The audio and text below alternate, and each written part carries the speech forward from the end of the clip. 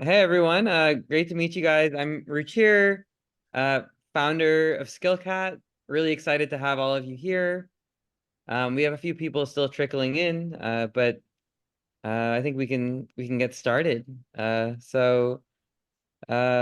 heard a lot from all of you. Everyone really wants to get a job in the industry and wanted to create some good resources for everyone and provide some support for folks in getting a job in the industry. And so I want to introduce Kelly from Work with Your Hands, which is really incredible group that helps people get placed in great skill trade jobs. And they work with some of the largest contractors all over the country. And so I'll turn it over to Kelly now, and yeah, we'll let Kelly speak, and then at the end, well, feel free to ask questions in the chat, and then we might have some time at the end as well for some more dedicated questions.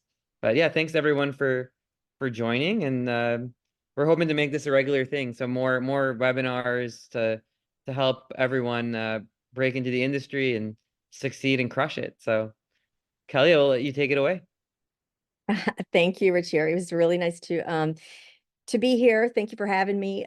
Definitely want some questions at the end. So if you have, or along the way, so if you have something, definitely want to hear those for sure. Work with Your Hands. I'm Kelly Rowlett Pressgrave, CEO of Work with Your Hands. Work with Your Hands is a recruiting agency. So we do partner with some of the largest contractors, commercial services, residential services, industrial, all kinds of opportunities in HVAC. Whatever your skill set is and whatever you enjoy to do. So on the refrigeration side, if it's if you're a rack technician, or if it's HVAC and you want to get into it on the residential side, their opportunities are endless. I am going to share my screen and kind of go through a presentation, if you will, but it's really, going to be quick on that part, and then we can dive into some of the questions that you guys have. So let me share and we'll get started. Okay, so oops, I'm a little ahead. So this is a background about me. I will tell you how I got started in the industry is because my husband owns a residential service company. So we've been married for almost 30 years. We celebrated our 29th year of wedding bliss this past month. And being married to him gave me a lot of insight into the industry. A lot of you guys, if you got started in the 90s, which is when he and I started dating, you'll have seen the transformation of the industry since that time. It's there's so many opportunities along the way, but I'd say HVAC as a whole, it's a profession, it's a career, it's a really great profession to be proud of. It's always been that way, but I think even more so now. There's just so many opportunities to be just really incredibly proud of choosing HVAC as a career path. So a little bit about me. We won't dive in. We won't take too much time on this slide. But let's see if I can get to the next one. Okay. Oopsie. So how to land your first HVAC job. This one is it just depends on what you want to get into.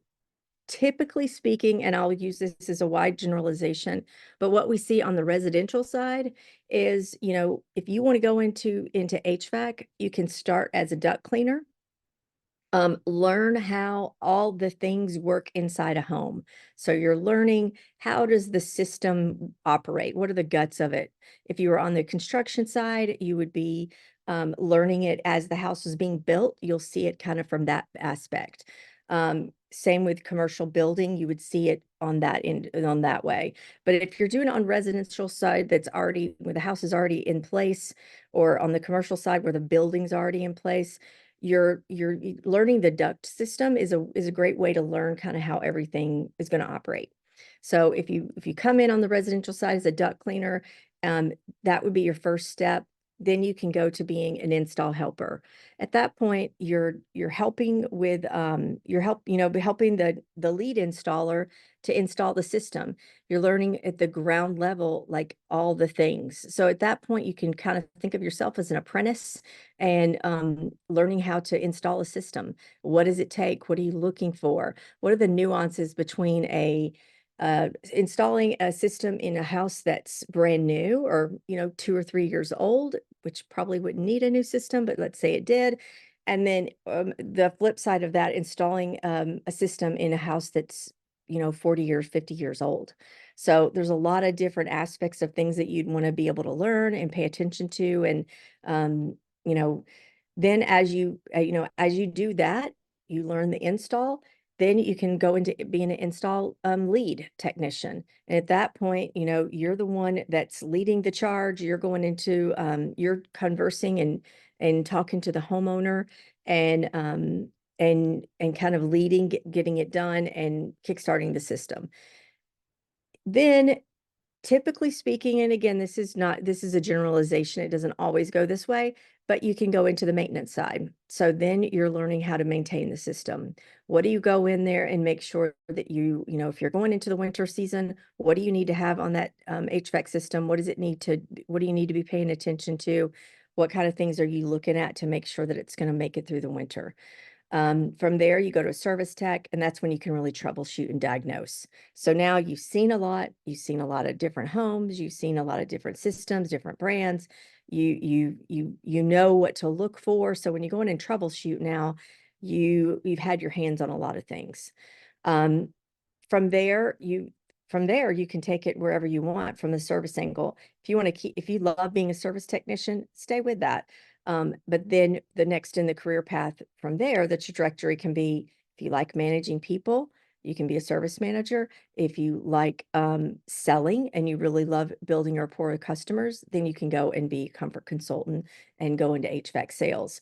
If you're on the commercial side, it's not that dissimilar, but you're working with bigger equipment, you're working with bigger buildings, more complex systems, and but the opportunities are still there. People who want to go in and sell the equipment, then you can go and work with manufacturers. I mean, the opportunities are endless in HVAC as to where you want to take it and what you might be able to do with that.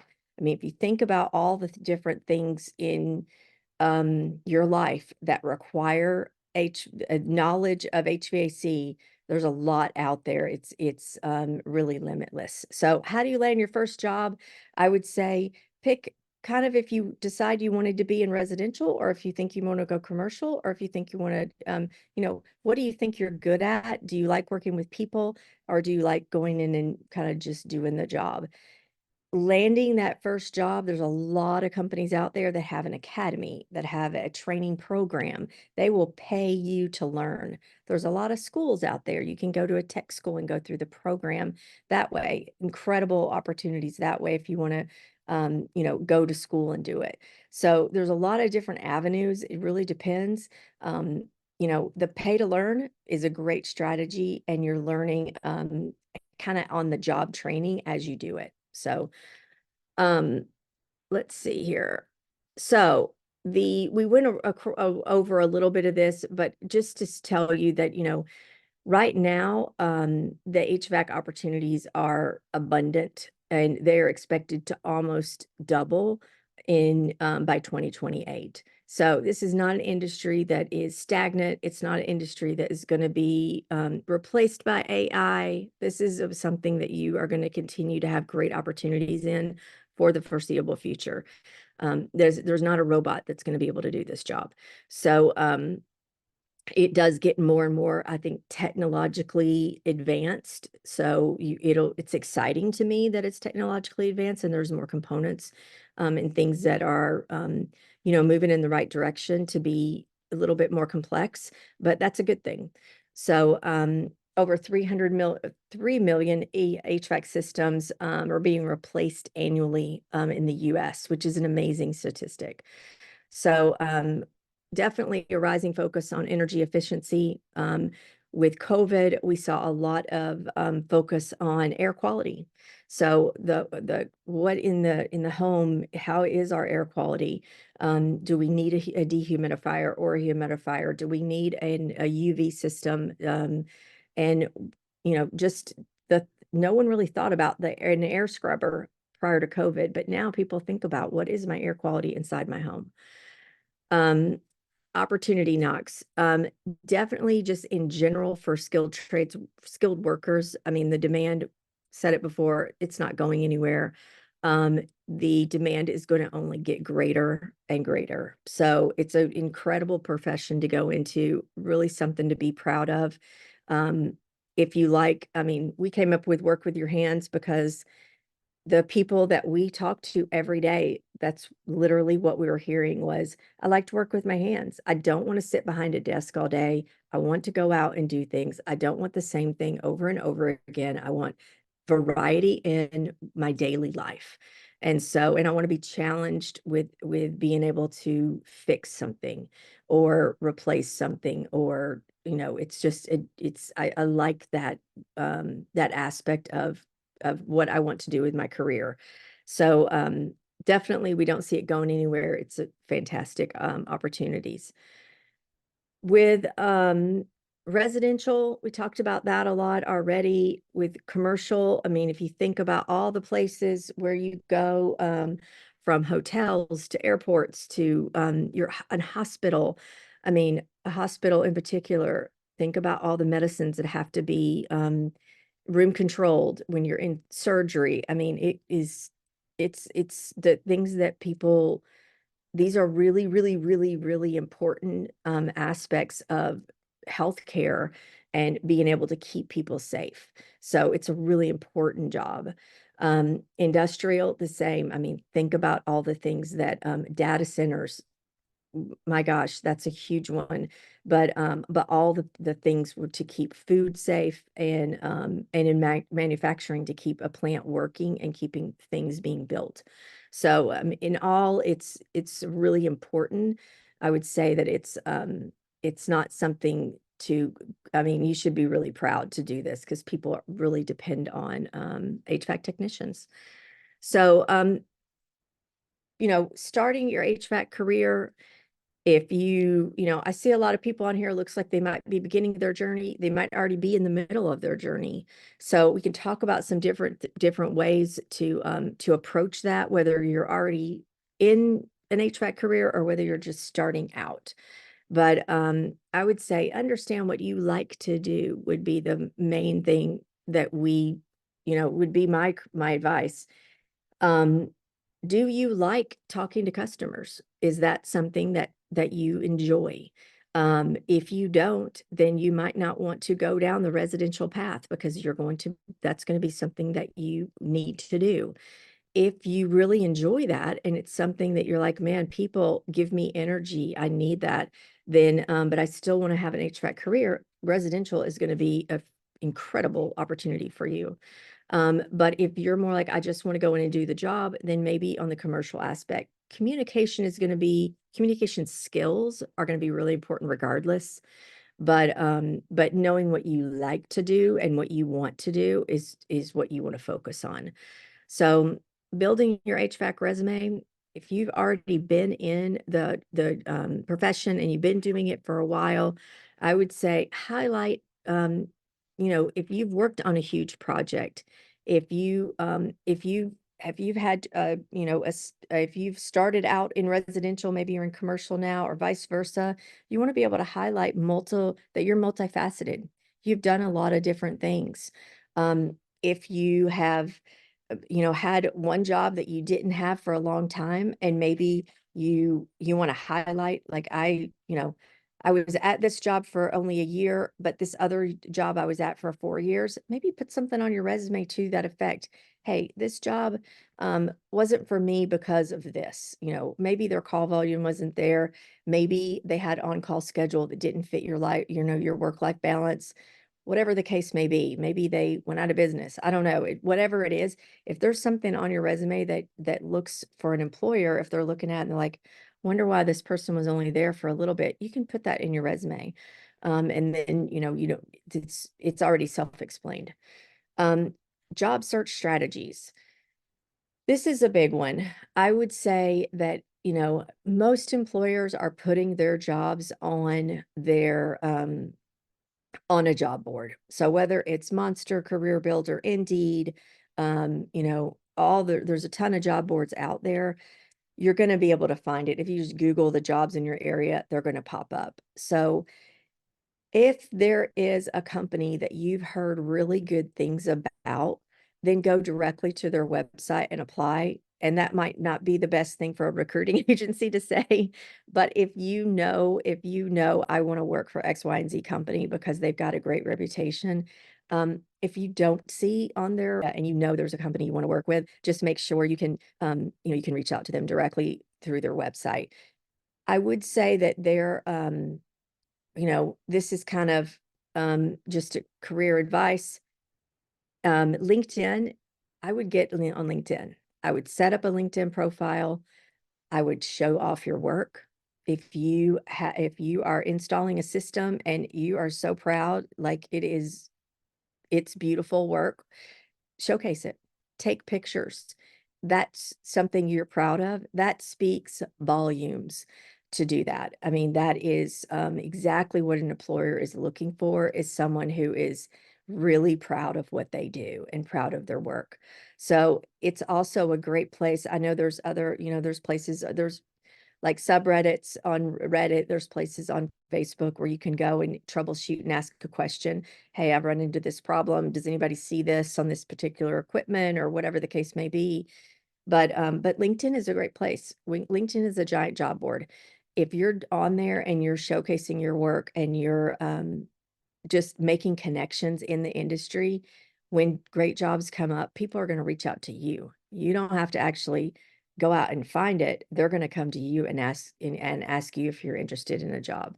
So I would highly encourage you to be on LinkedIn. I know it's not everybody's favorite, but if you're not on social media, but at the end of the day, it's not, to me, it's not a social media platform like a lot of others where you have to, you're not posting your personal life, you're posting and showcasing your profession. So think of it that way, and networking with people who are in the industry. So, that's a great place to be to do all these things. Preparing for an HVAC interview is, I think we have that on the next slide, but some tips. But I would say, and I'm gonna maybe jump ahead to that one. But preparing for a HVAC interview, I would say look at the website of the company you're interviewing with, and if you are on LinkedIn, you can find the people you're interviewing with on LinkedIn and you can check out their profile there as well. So you're going into it with some ammunition. You're not going in blind, like I have no idea anything about this opportunity or this company. You can go in and know something. And that, again, speaks volumes that you're super interested in not just your profession, but also them as an organization. So you can have some questions based on those things, and you go in being prepared, because you're interviewing them as much as they're interviewing you. You want to know, is this going to be a good work family for me? So look at it that way. If you're going into an interview, are you good for me? Not just, am I good for you? You want to be interviewing them too. Be on time, obviously. Be you know, well dressed. I don't think any of our clients need someone to be in a shirt and tie or even a button down like this guy in the picture. But be just, even if you're in your uniform or you're in work boots, not a big deal. Be as cleaned up as you can be. If you're coming from a job, then say, hey, I'm really sorry. I'm coming straight from work. I'm coming from a job. I recognize that, I'm in my uniform. So you recognize it and put it right out there. Assessments, we do some assessments internally. There's a ton of assessments online that you can take to find out your strengths and weaknesses. Everybody has them. Not, even if your strength is that you are meticulous and detail oriented, but maybe you're not the most outgoing person. And when you're trying to, when you're in a crowd, like maybe that's not your best. That's a weakness, like going in being in front of a lot of people. Whatever it is, it's okay. Highlight your strengths, right? So know what you're good at, what you like to do, what you want to do.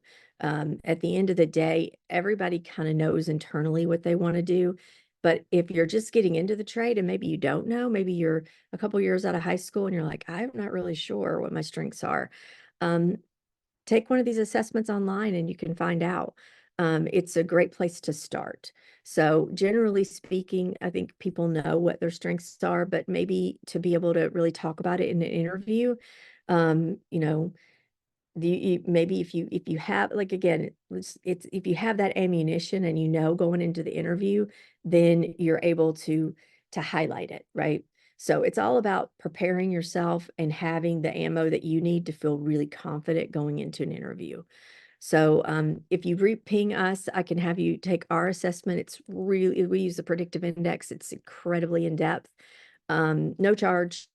I will send that to you. I will send you your PI report, and you will know in depth what your strengths and weaknesses are. So please reach out if you want that. It's not it's a great assessment, but there's a lot online as well. As far as you know, are you going to be good at HVAC? I think people who know, if you're interested in the HVAC career, then you know if you have a mechanical aptitude, you know if that's what you like to do. If you've always kind of tinkered with things, if that's something that interests you, I mean, you're going to know that. It's you know, it's a great career, like I said, but at the end of the day, maybe you're going to be better at sales than you're going to be at or maybe you're better at design, maybe you're better at project management, maybe there's a lot of things that you're better at in the HVAC world. So maybe one of these assessments can help you narrow down some of that. Rely on friends too. I mean, friends in the industry, or if you're looking for a mentor, LinkedIn is a great place to reach out to people and say, hey, what do you love about being in an HVAC technician? You know, how did you get started? Um, so definitely we kind of talked about this research, talking to experts online. Most companies we partner with would give you the opportunity to shadow someone. There's a lot of companies out there that if you're getting paid to learn and you're going through their academy, you're going to shadow someone by nature. When you're a helper on an install team, you're basically shadowing somebody. So that's when you want to be able to ask questions and listen to the answers and be open to what people are telling you. Everyone's going to have a different take on things. But you know, you want to ask multiple people. If you're not getting the answer that you think is driving with what you want to, you know, what you think, then ask multiple people. There's a lot of experts out there. There's a lot of research out there. And again, LinkedIn is a great place. But if you want to shadow someone and really see what it takes to be an HVAC technician, reach out to us. We can try and partner you with somebody in whatever your local area is. But almost any residential company would be, most of them would be open to it if you're really you know, if you're really interested. So really, we talked about this a little bit already, but your HVAC resume, even if you don't have experience in HVAC, let's say that you are coming from the food service industry and you want to get into something, you know, you're done with the food service, but you did it and you were a bartender. I'm throwing something out there, but if you were a bartender, you actually have really good soft skills, most likely. You know how to talk to people, you know how to multitask. Highlight that, right? You're highlighting what you're really good at. You're highlighting the things that you have for experience. If you're coming straight out of high school, it might be a little different to highlight things if you don't have anything. But if you have any experience, highlight that. If you, you know, if you're really trying to get into a specific part of HVAC, then, you know, look on the internet and see if there's something that would be specific for that. But there's whatever your strengths are, just try and highlight that as far as on your resume. The formatting and templates, I would say the easier to read, the better. You want it to highlight you. You want it to be very easy to pick up on just your name, your email. If your email is, and I'll say this because I have teenage boys, if your email is something crazy, and one of my teenage boys' email is pretty crazy, go and get a regular email address and check it, but make it just your name. And if your name's already taken, your name and some numbers at gmail.com or at whatever.com. But if it's something ridiculous, don't use it. Like, make it professional as possible and easy to type in, and not something that is something that like my teenage son, he came up with when he was 12 years old. So just a tip. But make it easy to read. You want your phone number, a working phone number. You want a phone number that's a cell generally, so you can be texted. You want your email, you want your name, and you don't need to put your address. You can put your city and state, but that's it at the top. And then you want your relevant experience. If you don't have a lot of relevant experience, then that's where you can put in the top, hey, I don't have, I'm looking to get into the HVAC world. I've been a bartender for 4 years and I know how to talk to customers like nobody else. Like, just say whatever it is and what you're looking for your career. So more about the resume, I would say, when you're applying to a job, definitely read the job description. You can tailor your resume to the job description if you want. A lot of people can do this. It just depends. If you're applying for, maybe you have some experience with refrigeration and you have experience on the residential side and you're applying to both kind of jobs and you're open to either, then you could tailor your resume to have, the commercial at the top for that commercial job and the residential at the top for the residential job. At the end of the day, you could just put something at the top that says, hey, I've got relevant experience in both and I'm open to both. I like both. So, definitely just highlighting your strengths. If you feel like you get your energy from people and you can build a rapport with your customer, or you're really great at communication, you're really detail oriented, you're, whatever it is, then put that and highlight it.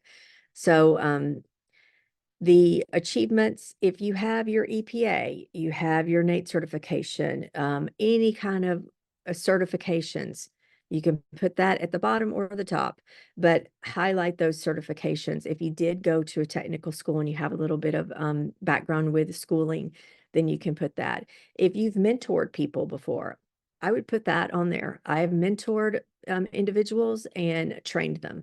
So maybe you didn't have an official title as a mentor, I'd still put it on there. If you're a lead tech, you mentored someone. So, that's definitely something to highlight. Soft skills for sure, emphasizing if there's anything that you do in your community, if you volunteer somewhere, for sure, put those kind of things. If you, technical skills for sure. If there's any equipment, maybe you got a certain certification for a certain piece of equipment, definitely highlight that. You want all that to stand out on your resume and for an employer to be able to see it really quickly and not be buried somewhere in the fine print. With each one of your jobs, I generally think it's better if you start with your most recent position at the top and work your way down.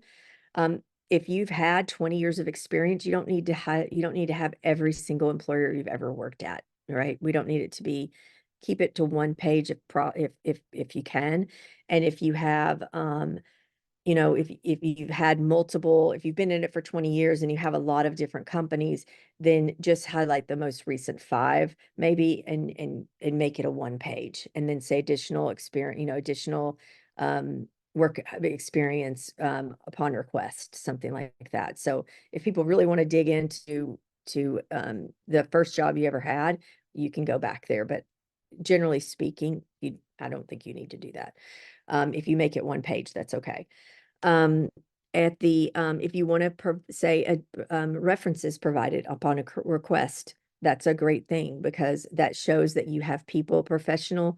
You could put professional and um, uh, um, professional and personal references upon request. So people know that if people can vouch for you at the end of the day. So I would definitely put that somewhere if you have them. And if you did job hop a lot, say in there why, be ready to address that is what I would say. So we work with a company owner who, and I love his story. He's actually was a plumber, but he had some job hopping in the early in his career. And he said, I job hopped because I wanted to learn the business side of things, and I couldn't find somebody who would open the door and give me that opportunity. So I hopped around a little bit. And I finally found the right work home that would give me that opportunity to kind of open pull back the curtain and show me the the business operational side. But it took me a while to find somebody. That is perfectly acceptable. Like that's what somebody wants to hear. So if there's a reason that you job hopped, that's okay. You can either put it on your resume, or you can just be ready to address it when you have an interview.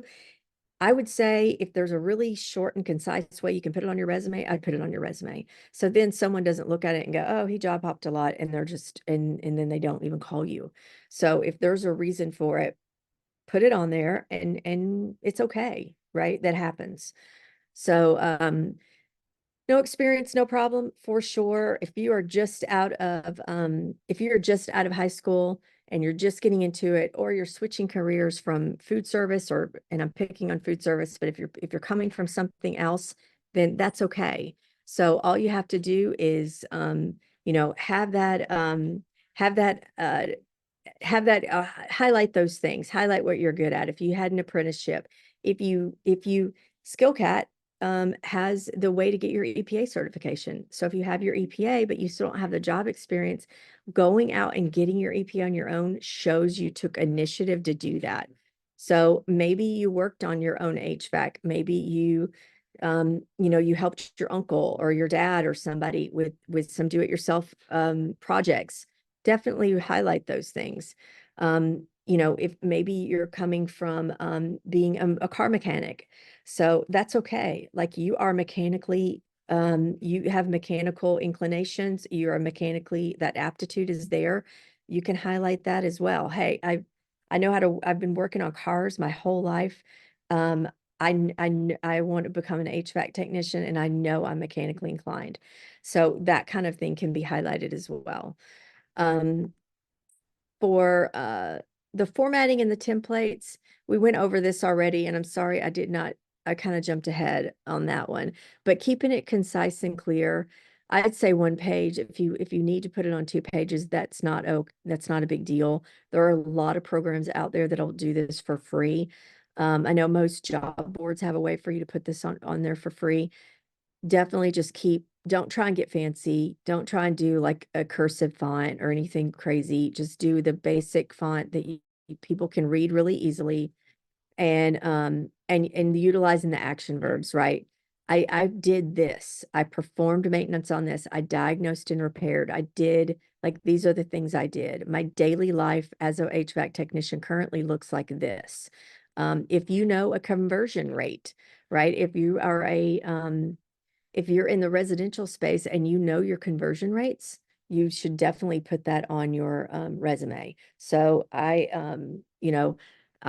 convert this, and maybe you have maybe there's some maybe you're really good at kicking leads to a comfort consultant, right? So you're the guy that goes out and tries to troubleshoot and fix a faulty system, but maybe your job is to go out and look at the systems that we already know are 25 years old, and you try and fix it, but ultimately it's going to be a comfort consultant.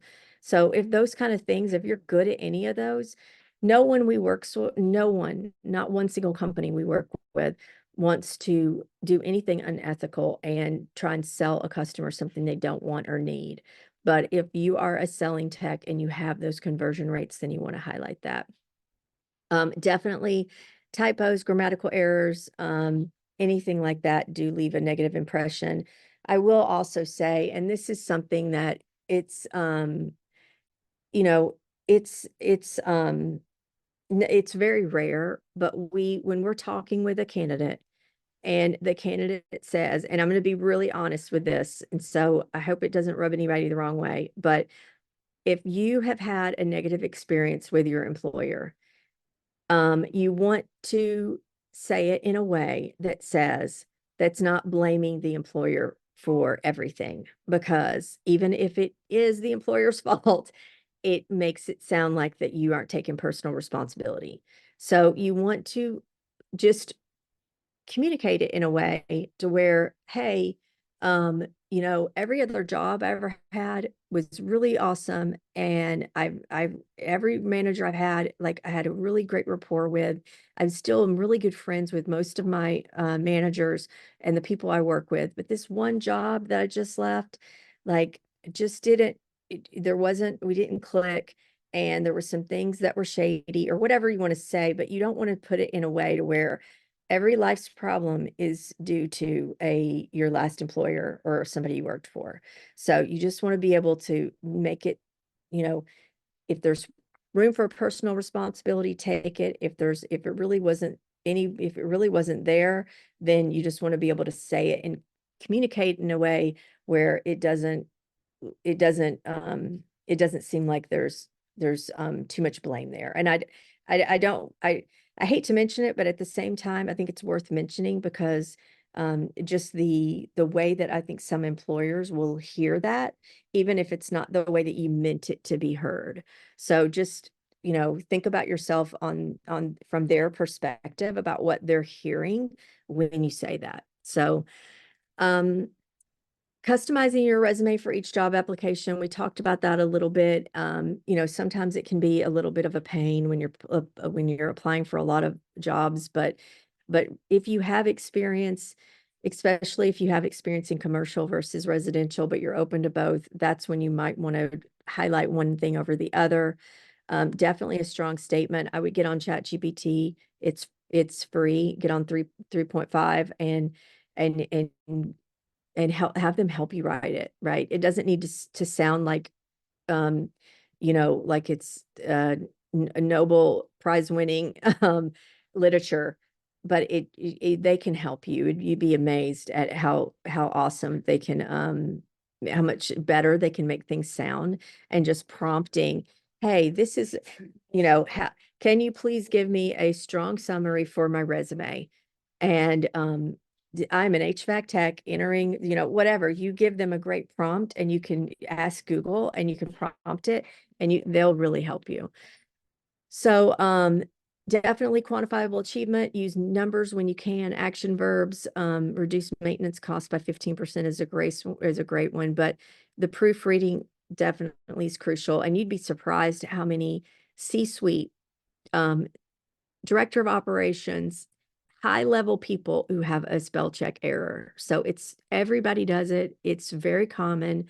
And it's just one of those things that it's definitely just proofread it. So have a friend read it over it with you, have a family member read over it to make sure that you have everything right. So couple more things, I guess, on this. Cast a wide net, definitely job boards, but look at company websites. Make a LinkedIn profile. I promise you, connect with my entire staff. You will see a lot of great content on there, and you will, it's really easy to build a network. You'd be surprised how fast you can build a network on LinkedIn. Building your own brand, again, that's taking pictures of your job, there's somebody I follow on LinkedIn. He takes a picture of a sunset every day after he's installed a system. And it's just his thing, but it's the coolest thing. It's like, okay, where's my sunset from the sky? So it's just, it's one of those things, or in Search Smart, definitely, if you have something very specific that you're looking for in your job search, narrow it down as you're applying to jobs. Remember, you're interviewing your future employer as much as they're interviewing you. So you want to make sure that you're searching for what you want to do, and what makes you excited about getting up in the morning and going to work. So don't be discouraged by initial rejections is really important. I think every single customer, we've helped over 300 companies find HVAC technicians, and everyone's looking for something a little bit different. Not always, but sometimes, right? So what their culture's like, the makeup of their company is. Maybe they have a ton of apprentices already and they need the experience. Maybe they already have they're stacked with experience and they need apprentices. They're looking for someone right in the middle. Like, don't be discouraged because they reject your application, because you never know. They might reach out to you in the future as well. If you get a rejection email, reply to it. Hey, thanks for letting me know. Is there something that you're looking for that I didn't have? Is there a way I can, can you keep my resume on file for the future?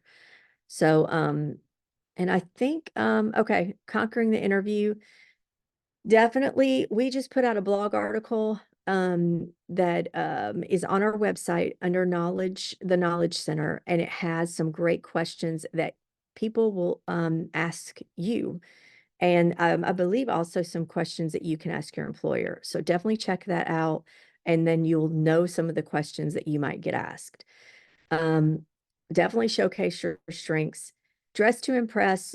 We talked about that. I would say if you can't dress to impress, if you're coming from a job, then just say, hey, normally I would wear my button down and, my church clothes, but I just came from a job. I really hope that you understand. So they know that you are well aware that you may have, you may not be in the, in the most, presentable attire. Conducting mock interviews.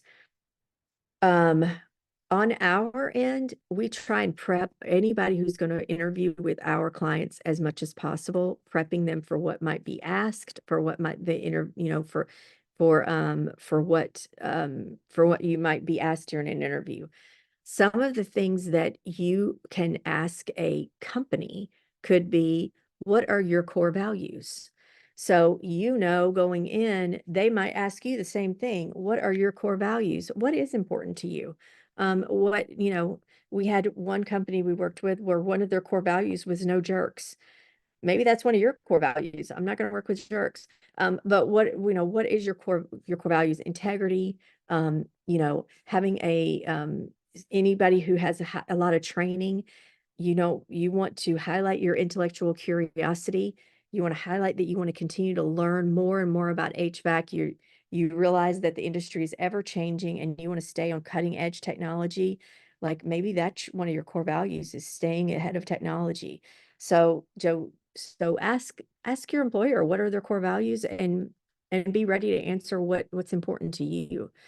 Definitely researching the company is going to give you a leg up. You're going to go in there more confident. And that's at the end of the day. Um, Confidence does not mean, um, uh, cocky. It means that you're confident. And so your skill set and what you can add value to a company. Being humble is a really good attribute. So knowing that you don't know everything is something that is, I think, a lot of is very attractive. Knowing that even if you're super confident, there's always more to learn is a great attribute. Following up is awesome. If you have the business card, send them an email, or you can just text. If you don't have their number, then if you're working with us, you can ask us and we'll give them the number, and you can text somebody if you don't feel like, if you don't want to send an email. But I would say following up is always great. And I'm just rambling on. Am I reaching my time or am I good? Yeah, Kelly, it might be good to move to some questions. There's a bunch of questions in the chat. Okay, yeah, we'll have this. So if you want to, I mean, I can talk about this all day long. So let's open it up. Sorry. Yeah, everyone, please add any questions to the chat. We can get started with some of these. Let's see. Well, I guess one question. What is the best question to ask your employer if you're a beginner? What are the things that we should know? I would say, what is their training program? How fast do they see you getting into, if it's on the residential side, how fast is the timeline to getting where you can run jobs on your own? What does success look like for them? So if you're first coming out into the HVAC world, I'm with your company for a year. What does success look like? So they know what to expect and what kind of a goal that they can drive towards.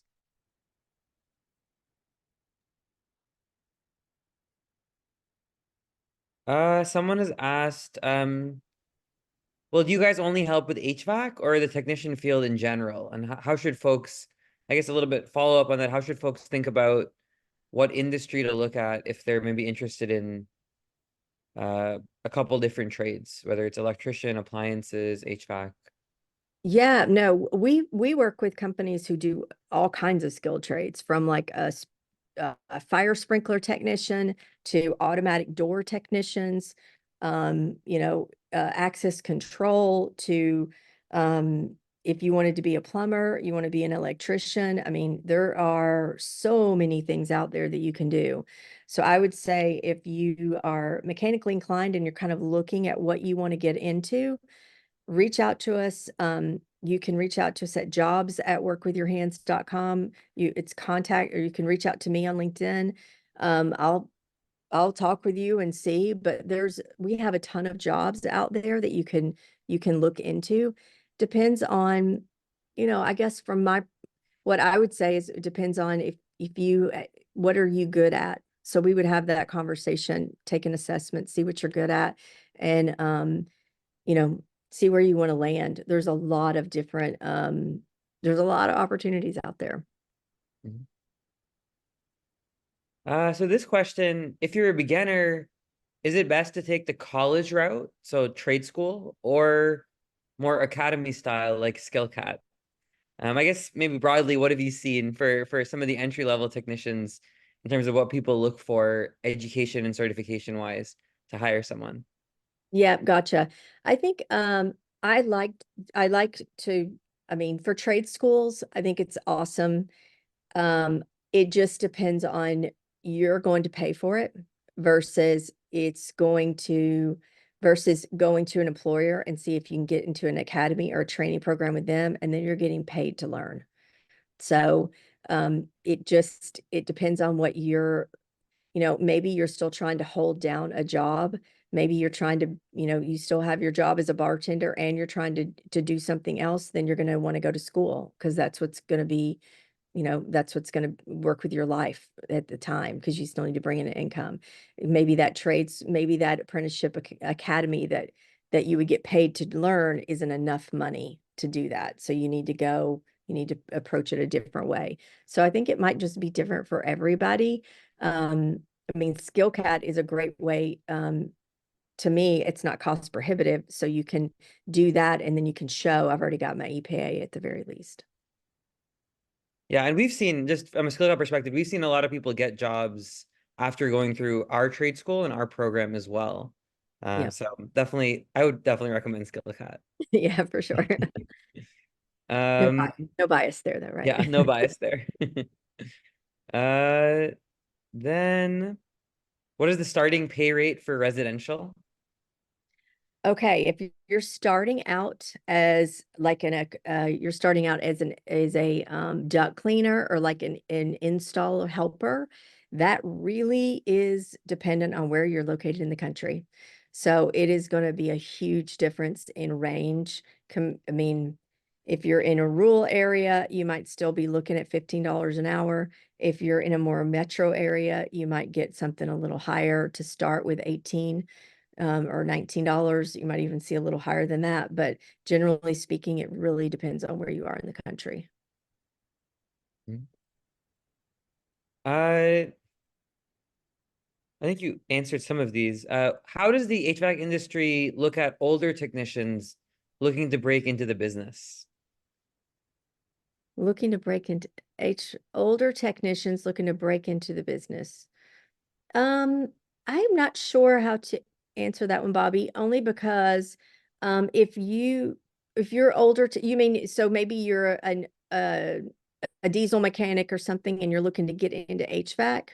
Is that, I think the only thing I would say is I'm not 100% sure how to answer that one, but I would say anybody who is intellectually curious and wants to learn, that is a great thing, and hone in on that. like just make sure and keep trying. Like Hey, Kelly, reach out. Yeah, I might be able sorry. to help with that one too. Okay. But what I've seen is like really make sure when you're trying to come into the industry, like set your expectations. You might have 20 years as an auto mechanic, but you might have the expectation I'm going to come in here and make $50 an hour. You got to understand that you're going to start at the bottom again and have to work your way back up. I don't think that age makes a difference. Just your expectations that you yourself have coming into it will make a big difference. Gotcha. That's a great answer. Yep.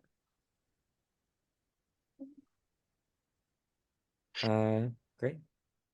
Uh, Just older in general, Bobby. Okay, gotcha. Send us your resume. We'll try to help you out.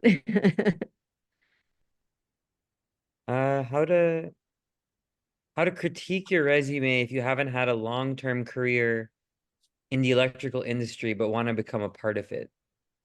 So I think we have a lot of entry-level techs who might be struggling since they don't have much experience. And so how do you position yourself as being a good fit for those roles?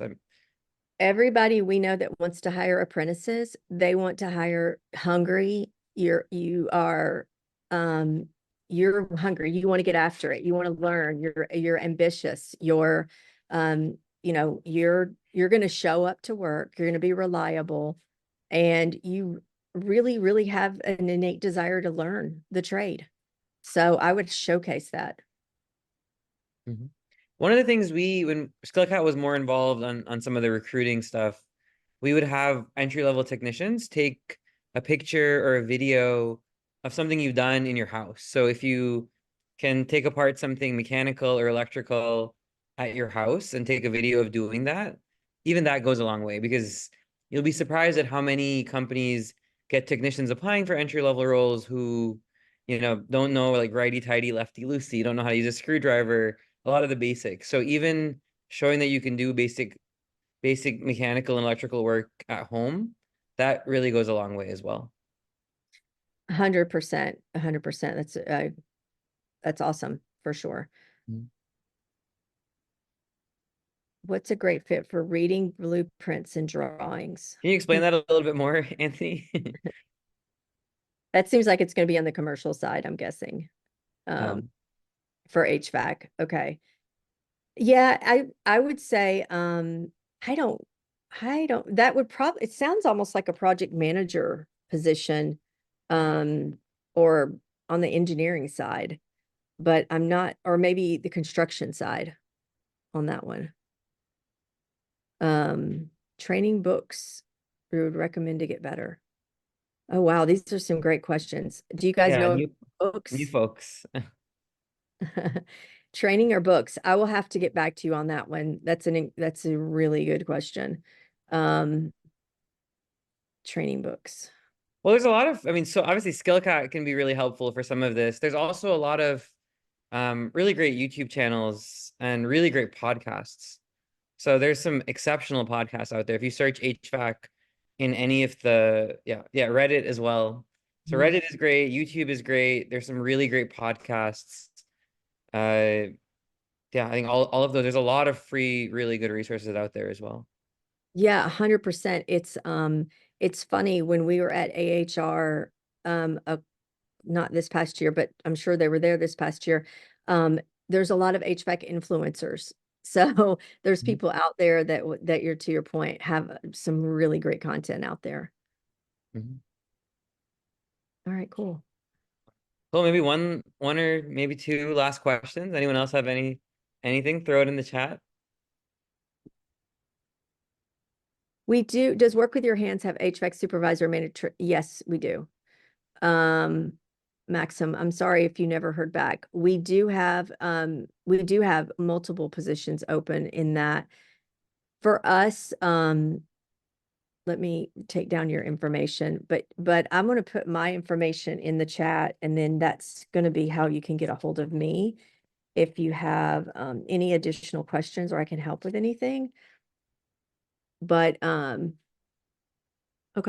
but it's a lot of that is, you know, it's industry dependent, so it depends on exactly the client and kind of, what they're looking for.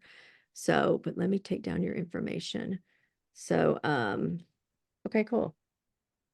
Maybe the last question here. Yeah, can we negotiate higher pay if we have a degree? A college degree? Well, I would say the way from what we see about for the higher wage, I would say kind of to Brendan's point earlier, if you want a higher wage, go in there and to your employ, go into the interview with what they've advertised the job for, and then say, what do I need to do in the next 3 months to get a higher wage? Like, show me what success looks like. How do I get there? What kind of promise can I get from you that I'm going to do? If I'm going to do all these things, are you open to paying more? If you're in a, if you're in the residential world, if you know your conversion rates, that's going to be huge. So if you know your numbers, and even if you're on the commercial side, if there's anything that you can show to add value, that's where you're going to be able to negotiate a higher wage. So. All right. Thank you, Kelly. Everyone, we really appreciate you guys coming out. We are going to be sending out a survey after this, so please share any insights, anything you want to hear about. If you want to email in your questions, either to info@skillcatapp.com or to Kelly directly. We'll also send out Kelly's email and some more information about Work Your Hands after the call as well. But thanks everyone for joining, and we're hoping to have these maybe every week with different folks. So the goal is to help you guys as much as possible. So thanks everyone for coming. Thank you.